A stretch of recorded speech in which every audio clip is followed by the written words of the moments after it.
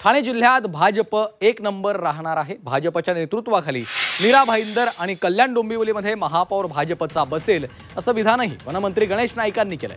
भविष्यात भाजप एक नंबर येण्यासाठी आपल्याला कार्यरत राहायचंय।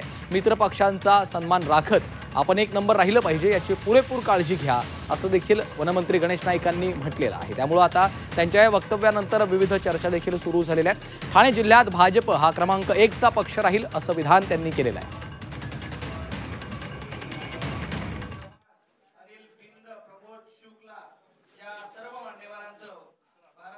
नवी मुंबई भाईंदर येथे भारतीय जनता पक्षाच्याच नेतृत्वाखाली त्या ठिकाणी महापौर पद आहे।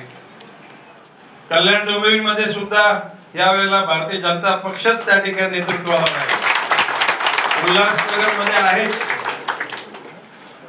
कल्याण ग्रामीणची जिल्हा परिषद, ठाणे ग्रामीणची जिल्हा परिषद, पालघरची जिल्हा परिषद, विरार वसई महानगरपालिका।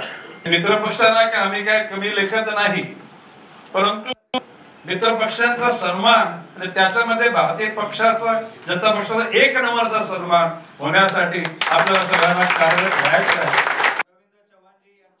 तर ठाणे जिल्ह्यामध्ये भाजप हा क्रमांक 1 चा पक्ष राहील आणि भाजपच्या नेतृत्वाखालीच मीरा भाईंदर आणि कल्याण डोंबिवलीमध्ये भाजपचा महापौर बसेल असं विधान वनमंत्री गणेश नाईक यांनी केलेलं आहे। त्यामुळे आता शिवसेनेकडनं गणेश नाईकांच्या या वक्तव्यावर काय प्रतिक्रिया उमटतात हे पाहणं देखील महत्त्वाचं आहे। महायुतीमध्ये गणेश नाईकांच्या या वक्तव्यानंतर कशा पद्धतीच्या प्रतिक्रिया समोर येतात याकडेही लक्ष लागलेलं आहे, कारण भविष्यामध्ये भाजप एक नंबर येण्यासाठी आपल्याला कार्य करायचंय, मित्रपक्षांचा सन्मान राखायचा आहे, मात्र क्रमांक 1 वर भाजप असला पाहिजे याची पुरेपूर काळजी घ्या असं देखील आवाहन त्यांनी केलेलं आहे भाजपच्या पदाधिकाऱ्यांना आणि कार्यकर्त्यांना। त्यामुळे वनमंत्री गणेश नाईकांच्या या वक्तव्याची सध्या जोरदार चर्चा सुरू झालेली आहे।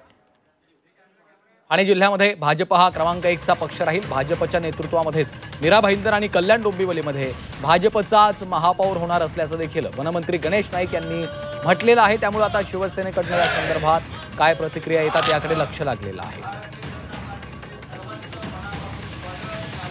वनमंत्री गणेश नाईकांच्या या वक्तव्याची सध्या जोरदार चर्चा सुरू आहे।